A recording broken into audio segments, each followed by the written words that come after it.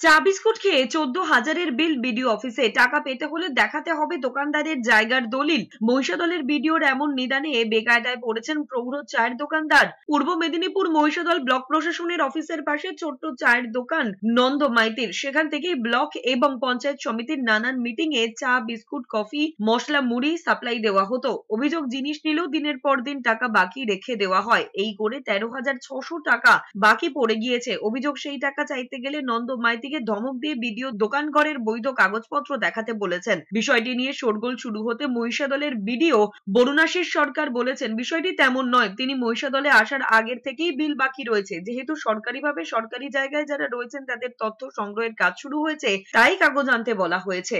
ঠিক আছে, এদের পশ্চিম সাইডে বিডিও অফিসে সে অসুস্থ হয়ে যায়। আমাকে বিডিও যে বড়বাবু আছে লক্ষণ বর্মন, সেই আমাকে অর্ডারটা দিল যে যে কদিন না চা দোকান খুলে তুমি খাবার দাবারগুলো দাও, মিটিং হবে বিডিও সাহেবের রুমে, সভাপতি রুমে, সেইগুলো দাও। সেগুলো দিয়েছি।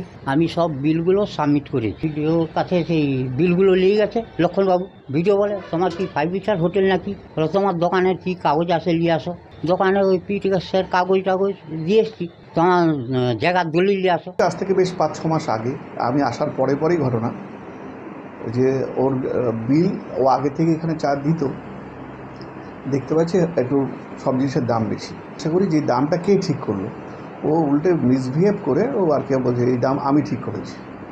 তখন আমি বললাম যে আমাদের তো হিউজ পরিমাণে চা লাগে, এত দাম দিয়ে কিন্তু আমি নিতে পারবো না, দাম তোমার কমাতে হবে। তোমার যে জমিতে বসে আছো সেই জমিটা কার?